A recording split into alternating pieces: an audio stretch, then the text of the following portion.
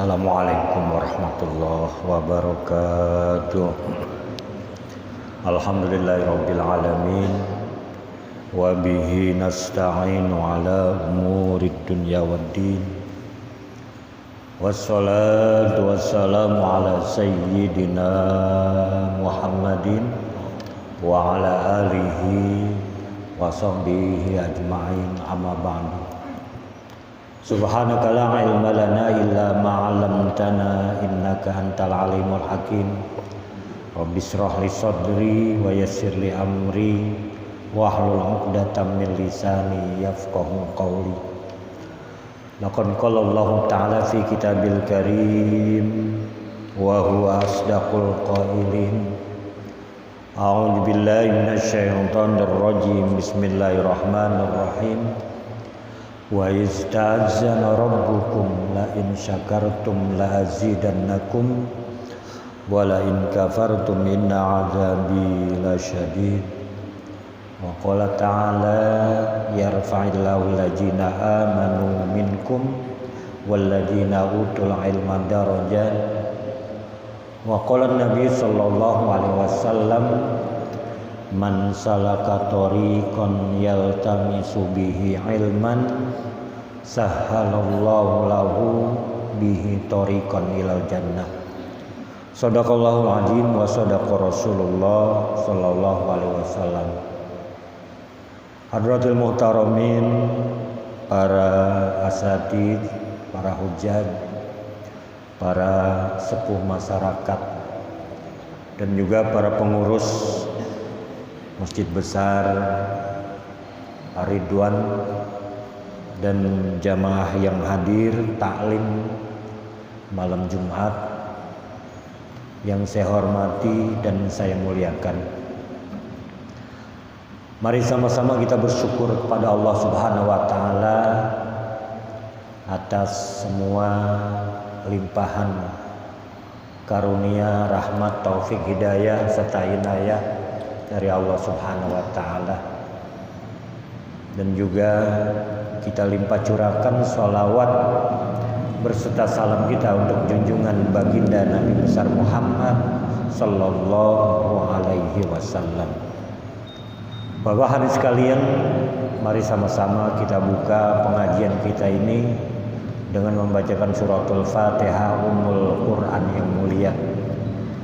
Kita minta mudah-mudahan dengan karomah mukjizat daripada suratul Fatihah, mudah-mudahan Allah Subhanahu wa taala menganugerahkan kita ilmu yang manfaat, baik manfaat di dunia maupun bermanfaat di akhirat kelak.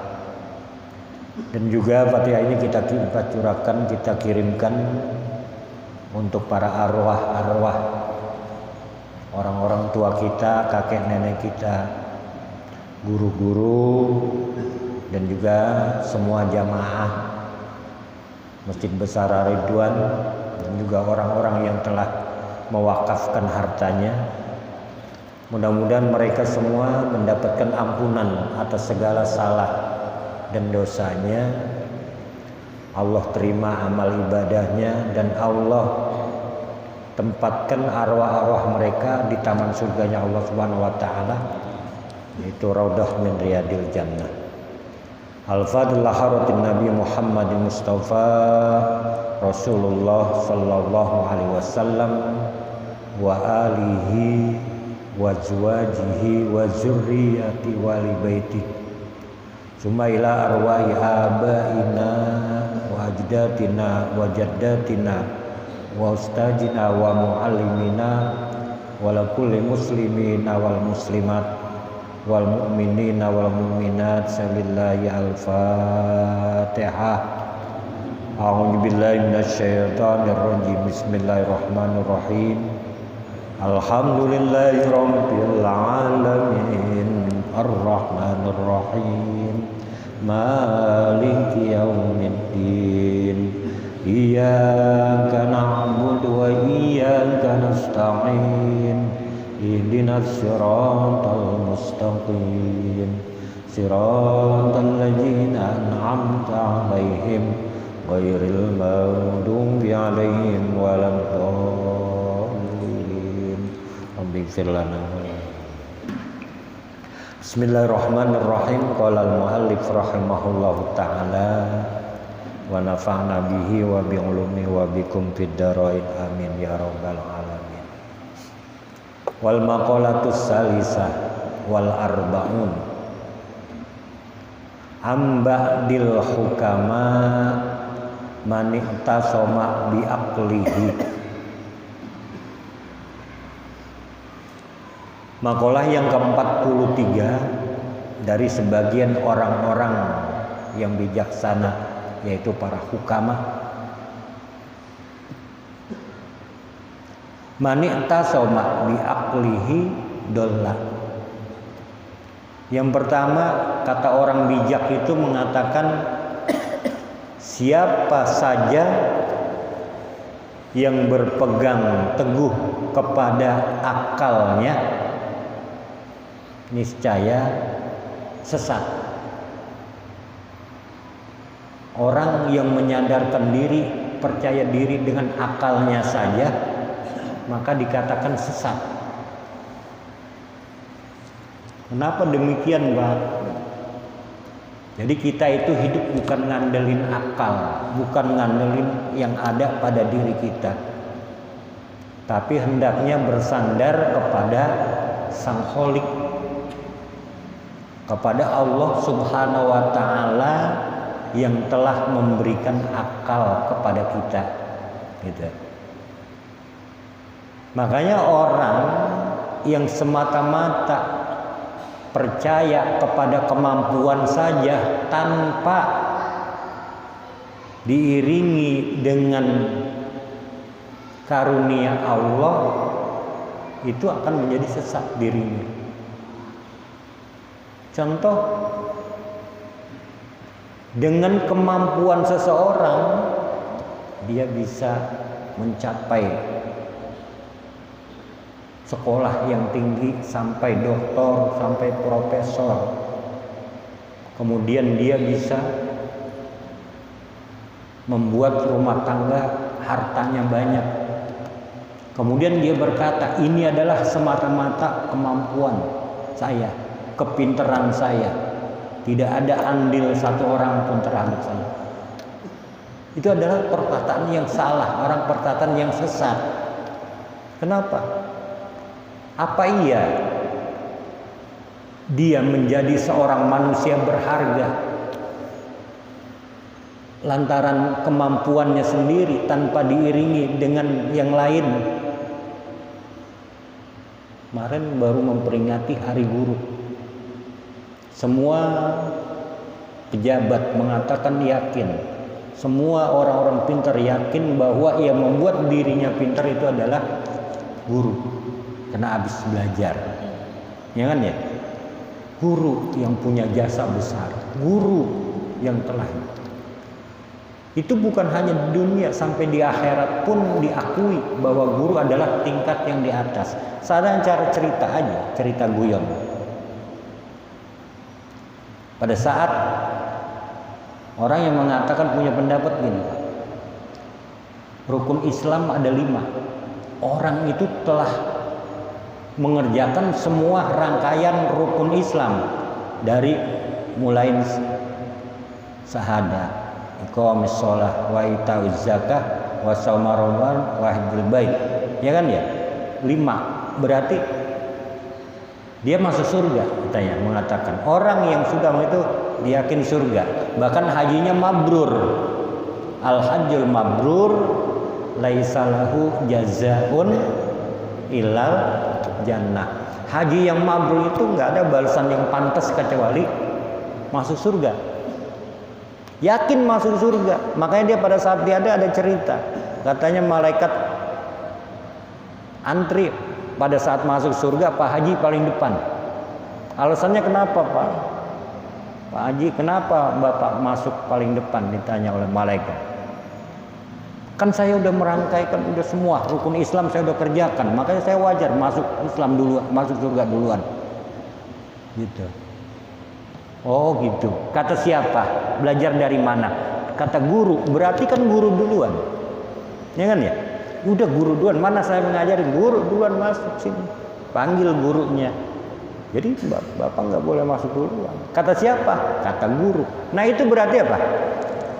Orang yang campur tangan, orang yang sukses bukan karena kemampuan pribadi dirinya sendiri. Campur tangan orang lain banyak, orang tua peranannya banyak. Kalau kita punya anak, anak kita semangatnya banyak, istri kita punya, ya, mendorong supaya kita maju. Ditambah lagi belajar dari guru juga ada. Ditambah lagi dengan doa. Doa kepada Allah. Bukan semata-mata apa yang kita miliki kemudian kita maju. Makanya orang yang berpikir bahwasanya siapa saja yang berpegang teguh kepada akalnya saja, niscaya dibilang sesat. Itu para hukama. Para orang-orang yang bijak mengatakan begitu. Itu para hadirin sekalian. Ai man tamada ala aqlihi fi umurihi wa lam ya'tamid 'ala Allah taala fi dzalika lam yuhtad ila sawab. Ya, ila sawabi. Yani apa? Siapa saja yang bersandar pada akalnya dalam segala urusannya, kemudian dan dia tidak bersandar kepada Allah Ta'ala dalam urusan tersebut, semua urusannya, niscaya ia tidak akan diberi petunjuk ke arah yang benar. Itu Pak. Orang belajar ilmu susah Pak, belajar sampai tingkat tinggi, tapi ilmunya banyak. Banyak orang pinter ilmunya tidak manfaat. Hasil belajar ilmunya tidak manfaat. Coba sarjana lulusan teknik, ya kan ya, sarjana S2, lulusan teknik, pada saat dia lulus pabrik kagak pada mau nerima, bahkan pengurangan karyawan, nganggur, Pak. Padahal udah S1, S2. Kenapa? Berarti ilmunya belum manfaat, Pak. Padahal dia ahli tekniknya. Banyak, Pak. Lulusan sarjana yang belum bisa kerja banyak.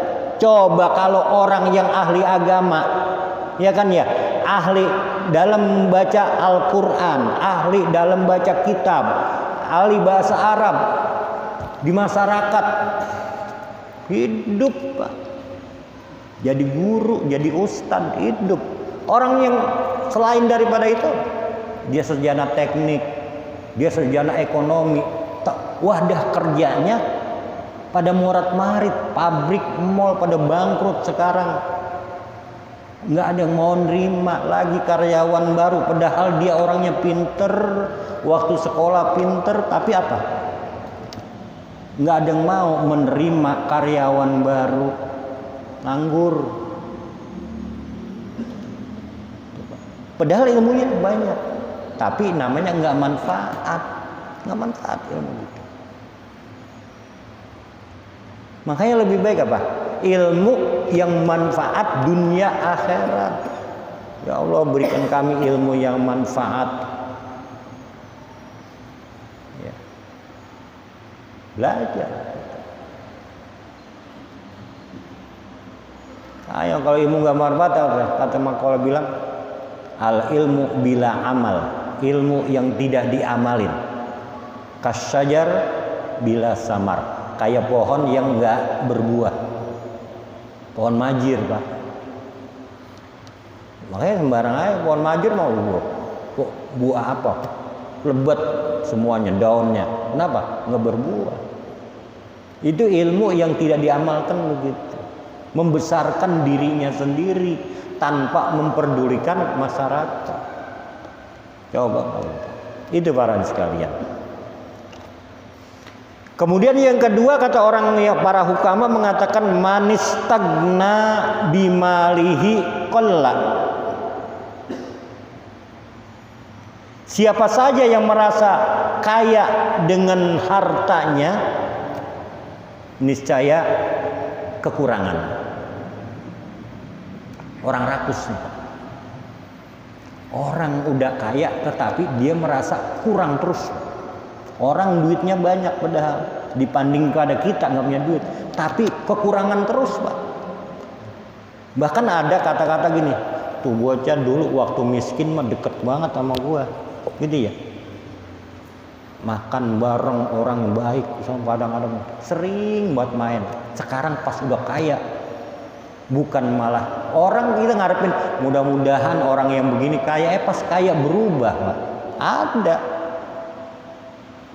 Pas udah kaya pelit. Kita kadang-kadang punya saudara aja begitu, Pak, bisa menilai. Dulu abang gua waktu masih susah mah gitu ya. Masih susah mah baik banget. Sekarang pas udah kaya kenapa jadi pelit begini ya? Gitu. Ada, berubah. Jadi perubahan itu apa? Nah, ini berarti apa? Orang yang merasa kaya dengan hartanya, dia berarti nggak bersyukur kepada Allah, masih jegang. Lalu kalau zaman seorang pendukung bilang jegang dengan kemampuannya, ngotot, prakarsa dia sendiri, karya dia, kemampuan dia diri sendiri, gitu. Bangga otaknya yang mampu, apa otaknya yang pinter. Ini para hadirin sekalian begitu banyak. Takabur, ya. Tidak mengingat siapa yang memberikan dia sehat, siapa yang memberikan dia kemudahan, siapa yang kuasa yang memberikan.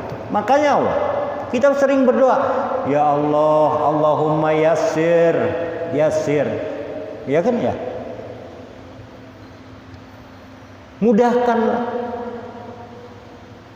Wa ya mudabbir dabbir, wa ya musahil sahil alayya kula asir. Gitu kan doanya begitu. Sahil alayya kulla asir, mudahkan atasku daripada tiap-tiap yang sulit. Gitu. Berdoa. Jangan sampai apa? Kita merasa solusinya tahu semua. Tanpa berdoa, tanpa Allah, saya. Nah, ini akan membuat apa?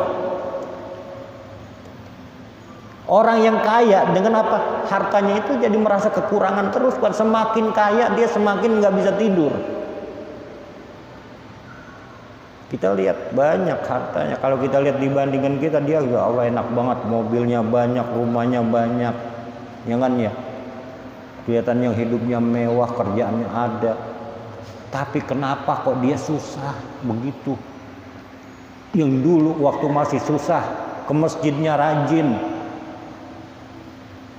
sholat jamaah rajin, ngaji malam Jumatnya ngaji rajin. Tetapi kenapa pada saat dia udah diberikan kekayaan yang begitu, tapi malah bukan malah rajin, malah repot dengan kerjaannya, nggak sempet aja, nggak sempet. Ngurusin apa? Ngurusin tanda tangan duit, nungguin tamu ini dulu, tunggu dia mau tebang ke masjid aja nggak sempet. Kalau orang kita, macam kita, tahar urusan dunia mah. Kalau orang imannya udah gitu, urusan dunia membelakangan dah, gitu ya. Gitu. Nyarin sekarang udah waktunya sholat jamaah, sholat berjamaah diutamakan. Ya, dari mana-mana ngejar waktu supaya bisa berjamaah di masjid besar Ar-Ridwan, masjidnya. Ngejar waktu dari mana supaya apa? Maghrib udah sampai sini. Itu Pak, cinta kepada apa? Masjidnya untuk sholat berjamaah. Diusahakan tiap pulang, setiap sholat maghrib, sholat sewa. Udah mencanangkan apa? Berkata dalam dirinya, saya setiap maghrib akan selalu bersolat berjamaah di masjid saya. Gitu Pak. Nah itu membuat apa? Diri kita merasa cukup, qanaah, ya. Qanaah dengan apa yang diberikan oleh Allah, walaupun sedikit cukup. Ada orang yang diberikan berlimpah, nggak ada cukup-cukupnya, haus. Kalau kata itu dalam bahasa orang apa? Laksana minum pada saat haus minum air laut, bukan nambah kenyang, malah nambah haus lagi. Udah kembung juga masih terus haus, gitu. Nggak ada senangnya. Semakin dia apa? Semakin dia hartanya banyak, tetapi apa? Bukan malah senang, tapi malah susah. Diribetin hartanya. Dulu waktu dia hidup sederhana, makannya launya banyak Pak. Tiap hari berkah makannya. Ajak, bahkan bagi-bagi tetangga, makannya banyak. Tetapi pada saat berubah sekarang dia udah menjadi kelihatannya kaya, kelihatannya nggak pernah lagi makan yang enak. Kita lihat anaknya nggak mau, istrinya nggak mau masak, ya kan ya, nggak peduli dengan ini. Kenapa? Semuanya sibuk. Nah itu jadi apa? Siapa yang merasa kaya dengan hartanya, niscaya dia akan merasa kekurangan. Jadi yang memberikan ketenangan itu adalah Allah Pak. Merasa cukup Pak. Tenang hati kita, mutmainnah hati kita. Cukup dengan apa yang Allah berikan.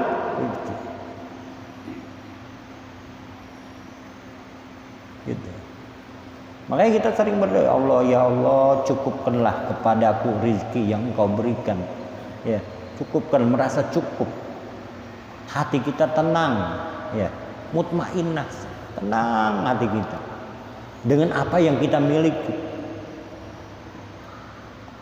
Apalagi punya keyakinan bahwa semuanya Allah yang ngatur, tenang aja. Asal Pak punya uang ini ada, ntar gue berdoa dulu. Sambutannya si suami sama istri dipintain duit mau berdoa dulu mah mau berdoa dulu. Ada itu kalau minta duit, Pak punya ini mau belanja pagi-pagi, iya dulu mau berdoa dulu. Sholat apa? Sholat suruk dulu katanya. Allah, Sholat dulu, baru ngasih duit. Ada rezekinya, ada terus. Habis sholat suruh pasti ada duit itu. Biasain sholat. Ya, sholat suruh pagi-pagi. Habis ngaji, hari Minggu kan libur. Habis ngaji subuh pas. Jangan kemana dulu, sholat suruh dulu di masjid, baru pulang. Gitu. Isrok, waktu isrok kalau kata orang-orang tua itu. Isrok, itu waktu suruh gitu. Pas tepat kita selesai ngaji malam hari Minggu pagi itu suruk dulu 2 rakaat baru pulang. Gitu biasain. Ya, usolli sunnatas syuruk sama. Iya, rakaataini. Ya, sama sama duha. Cuma isyraq. Nabi bilang suruk waktunya waktu suruk. Ada yang boleh mengatakan isyraq boleh, ya, suruk satu. Jadi habis setiap pagi sebelum datang waktu duha itu ada tanggal jadwal di situ. Suruk jam sekian, duha jam sekian, itu kan ya, itu waktu suruknya. Pas jam 6 selesai lewat waktu apa? 6:30 waktu duha datang.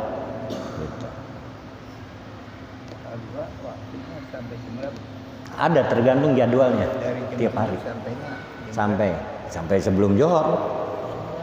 Iya, jam 11-an. 11 lewat bisa. Masih matahari condong ke timur. Duha.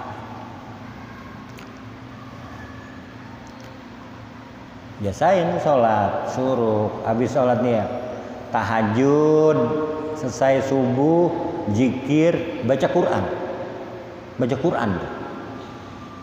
Quran jangan sampai lepas untuk mencerdaskan otak kita, memudahkan urusan kita. Baca Quran dianjurkan setelah subuh dan setelah maghrib.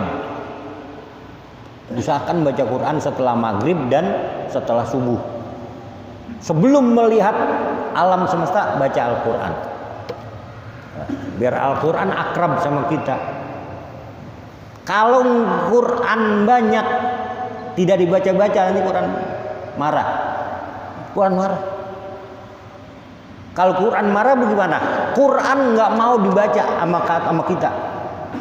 Bukan kitanya yang nggak mau baca Quran, tapi Qurannya yang nggak mau dibaca. Bahasanya begitu, Pak. Quran udah nggak mau dibaca lagi sama kita. Kenapa kata Rasulullah? Ya'ti 'alan nasi zamanun. Nanti akan datang suatu saat, suatu zaman di mana Quran itu hanya tinggal gambar-gambar saja. Orang yang mengatakan wala yabqa minal Islam illa ismuhu. Orang mengatakan dirinya Islam hanya nama-namanya doang, Pak. Islamnya Islam gitu, asal nama doang. Tapi apa? Dia nggak mengerjakan apa? Yang wajib enggak, ditinggal. Nanti zamannya akan datang seperti itu. Wala minal Quran illa rasmul. Ini gambar-gambar Al-Quran, gambar di rumah hanya gambar, itu hanya apa? Gambar saja Al-Quran, hiasan saja, ditaruh pajangan Al-Quran, tapi nggak dibaca. Masanya akan datang seperti itu. Padahal kita dianjurkan apa?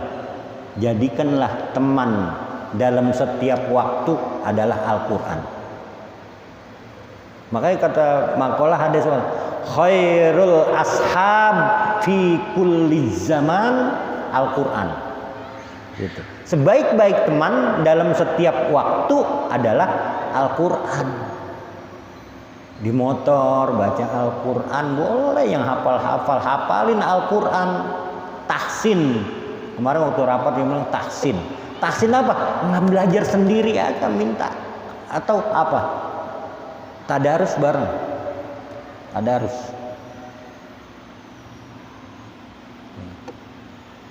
Tadarus boleh. Bareng-bareng tadarus bersama.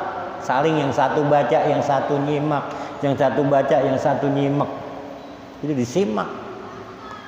oleh teman-teman kita sendiri. Nah,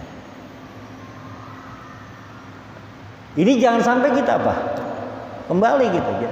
Jangan sampai apa yang kita miliki kita merasa itu adalah milik kita pribadi. Semuanya titipan, Pak. Semuanya amanah, harta amanah, anak amanah, istri amanah, semuanya amanah. Titipan Allah sementara. Makanya apabila titipan diambil oleh Allah, makanya inna lillahi wa inna ilaihi, kembalinya kepada Allah. Kembali pada Allah.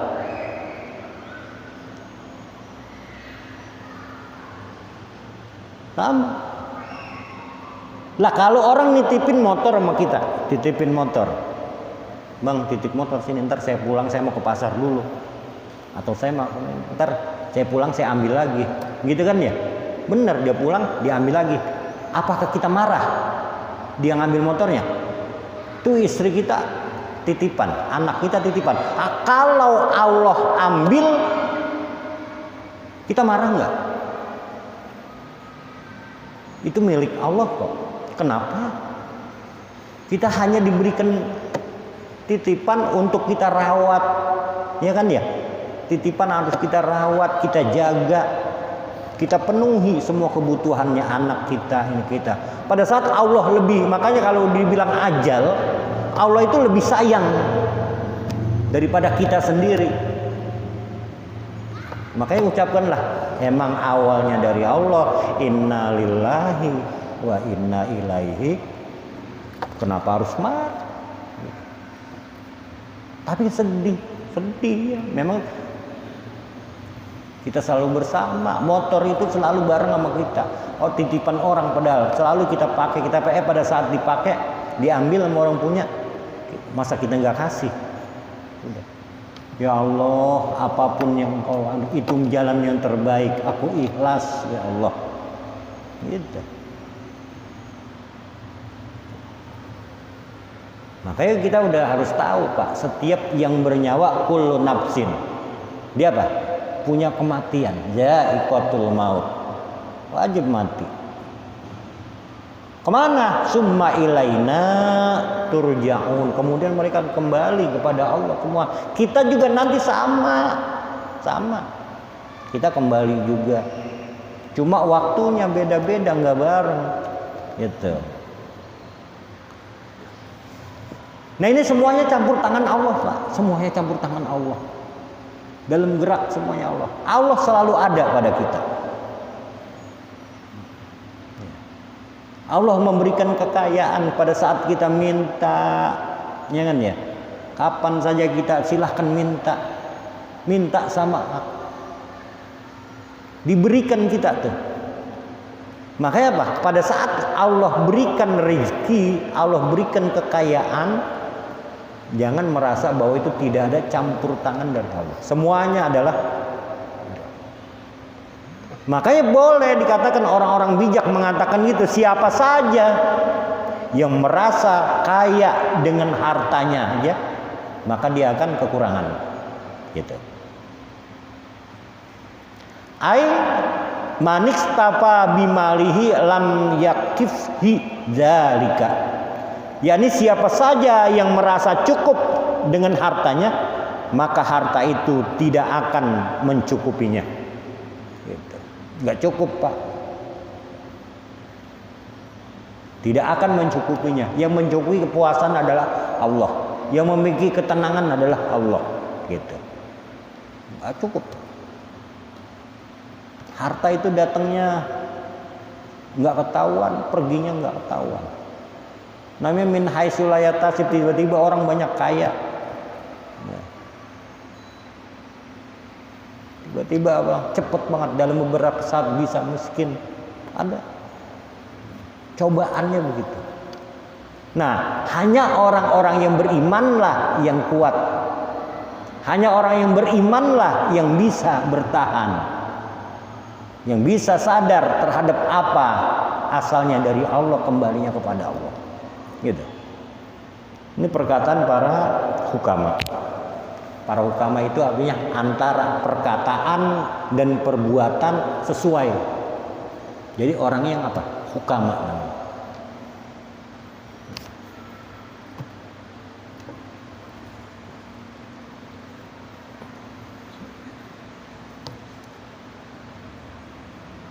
Wa fil hadis man istagna billahi agnahu. Ya.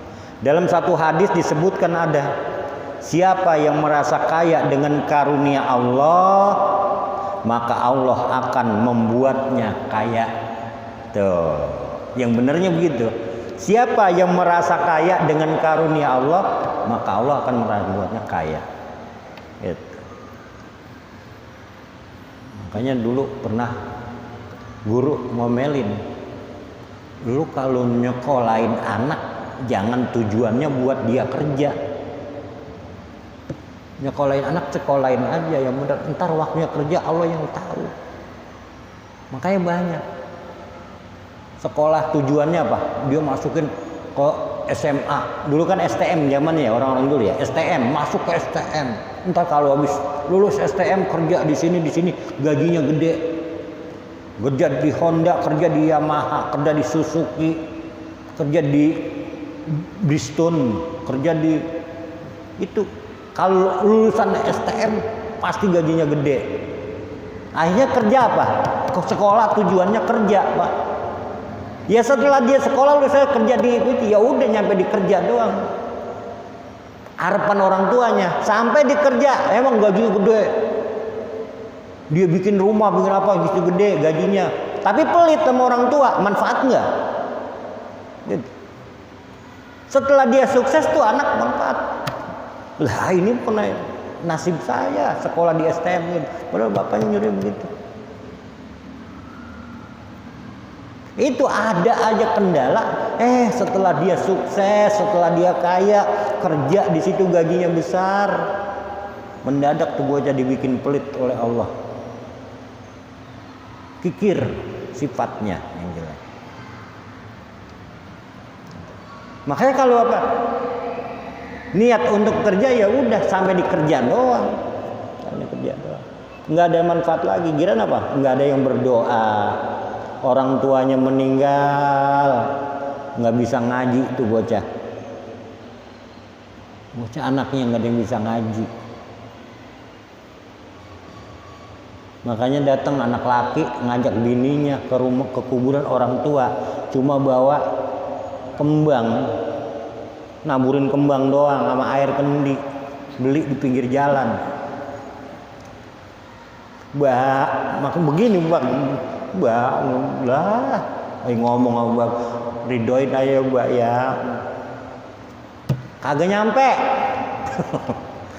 Kembang dong sama air kendi.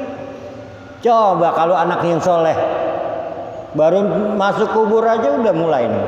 Assalamualaikum ya ahlad diyar wa inna insyaallah bikum lahikun. Al-Fatihah, semuanya kuburan didoain semua. Ila arwah fi hajat diyar fi hajal maqam. Al-Fatihah, maju lagi sono. Fatihan lagi Al-Fatihah, ila engkong ini. Al-Fatihah, maju lagi sono kencangnya. Nyampe ke rumah bapaknya, duduk. Al-Fatihah abina, tutupin gini Al-Fatihah. Terus dia tahlil, dia doa, dia semuanya. Anak soleh tuh kena disekolahin supaya tujuannya apa? Menjadi orang yang baik, menjadi anak yang berbakti, anak yang taat kepada kedua orang tua, kepada Allah. Hidupnya juga gampang, mudah. Kenapa? Dapat ridho dari orang tua, ridho dari Allah. Dia menjalankan perintah-perintah Allah, sunnatullah wa sunnatur Rasulullah. Itu Pak, kelebihannya begitu. Nah ini yang benar itu. Siapa saja yang merasa kaya dengan karunia Allah, maka Allah akan membuatnya dia itu kaya. Tapi kalau orang yang merasa, siapa saja yang merasa kaya dengan hartanya, niscaya dia akan kekurangan terus. Kenapa? Hartanya ntar kurang lagi nih. Hartanya kepakai. Punya duit 100 misalnya. Si dadak dia minta duit, anaknya bayaran minta 200 kurang. Wah, udah kelebokan lagi. Ini bagaimana nyukupin 1 juta caranya? Nyari lagi tuh. Gitu Pak, nggak boleh kurang misalnya. Kikirnya seperti itu. Keluar sedikit resah, keluar sedikit resah. Coba kalau kita emang punya duit 100.000 ada yang minta, wah ini buatan kasih 50.000, di sana minta lagi, assalamualaikum, kasih 20.000, udah kita nggak megang apa-apa, habis. Rezekinya mah ada aja lagi, gitu. Ada aja lagi rezeki datang lagi. Keyakinan aku seperti itu. Itu para hadirin sekalian. Nah ini berarti apa? Benar, ternyata apa? Orang yang merasa kaya dengan hartanya tidak akan kekurangan. Tetapi orang yang merasa kaya dengan karunia dari Allah, maka Allah akan membuatnya dia itu kaya beneran. Allahumma ya Ghani ya Hamid. Itu doanya. Ya Mumni ya Mu'in, ya Rahimu ya Wadud, aghnini bihalalikal haramika wa bi ta'atika maksiatika wa bi fadlika aman siwak. Itu baca Pak 3 kali minimal habis sholat Jumat. Ya, doanya 3 kali berturut-turut baca.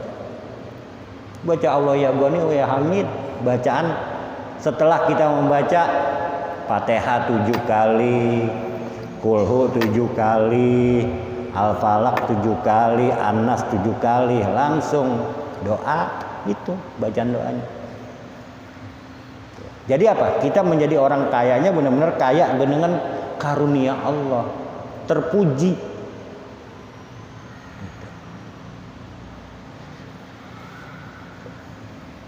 Kemudian waman azza bi makhluqi jalla, dan siapa yang ketiga nih? Dan siapa saja merasa mulia terhadap makhluk, niscaya ia akan hina. Ini yang mengabdi kepada makhluk. Orang yang percaya terhadap makhluk, niscaya dia hina. Jangan membuat syirik Allah. Jangan karena makhluk inilah dia, ya. Lantaran dialah kita menjadi mulia. Pengen ini harus minta ketemu sama makhluk juga. Ini menjadi kemuliaan. Mau bisa? Belum. Ini para sekalian. Jadi siapa saja yang merasa mulia terhadap makhluk, ya, maka niscaya dia akan hina. Karena makhluk inilah saya menjadi mulia. Karena saya didoain apa? Didukung sama inilah saya menjadi mulia, gitu. Itu para sekalian. Jadi semuanya sifat duniawi. Dunia menjadi apa? Dunia kita apa? Menjadi diri kita keblinger sendiri. Pedaya dunia namanya. Dunia itu. Dunia dengan segala pedayanya seperti itu. Ini banyak hal-hal yang begini. Ai wa man kanat quwwatuhu bi makhluqin sor. yakni siapa saja yang kekuatannya adalah terhadap makhluk, maka ia akan menjadi terhina. Ya. Kekuatan semuanya jangan menyandarkan ke makhluk. Ibarat kalau orang anak kecil mah masih bersandar di belakang punggung bapaknya, gitu. Jadi apa? Nggak punya kekuasaan. Kata bapaknya begini, begini. Kata bapaknya begini, gitu. Apa kata emak, kata apa bapak. Masih kita anaknya seperti itu. Ini jangan minta kepada makhluk, jangan minta kepada apa? Sama-sama manusia. Wong tempat kita manusia yang tempat kita minta juga sama makannya. Makannya sama sama makanan kita. Ya kan ya? Buang airnya sama sama buang air kita. Semuanya serba sama. Kenapa apa yang lebih mulia? Jangan minta. Banyak sekarang. Sekarang ini menjelang pilpres, menjelang para caleg, para apa semuanya lagi pada minta kemana-mana. Orang yang imannya tipis ya begitu Pak, minta. Dia pengen tuh jadi apa? Pejabat mendadak, ya, minta sama ajengan, minta ajengan-ajengan, minta sama apa? Mbah-mbah, dilakonin. Yang penting naik. Dia korbankan semua. Orang yang banyak kaya mendadak begitu.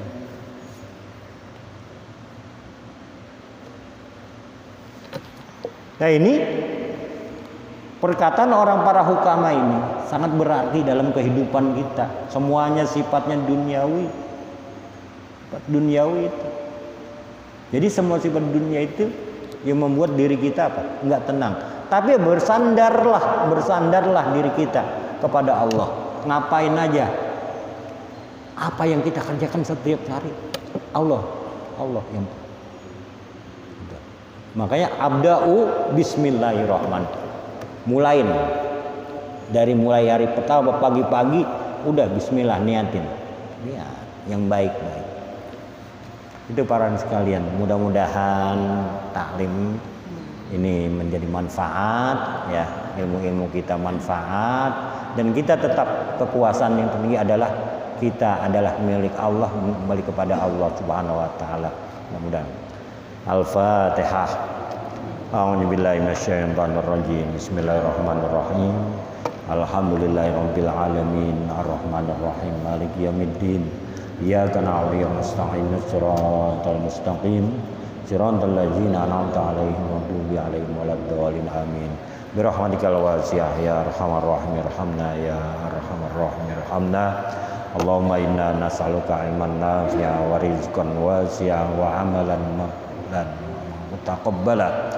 Allahumma aftah lana hikmataka wansur alaina rahmataka ya dzal jalal wal ikram. Rabbana ighfir lana dzunubana wa liwalidina wa yarhamhuma kama rabbawna shighara. Rabbana atina fid dunya hasanah wa fil akhirati hasanah wa qina adzabannar. Sallallahu alaihi Muhammad wa alihi washabihi ajmain. Subhana rabbika rabbil izzati amma yasifun wa salamun alal mursalin walhamdulillahi rabbil alamin. Assalamualaikum warahmatullahi wabarakatuh.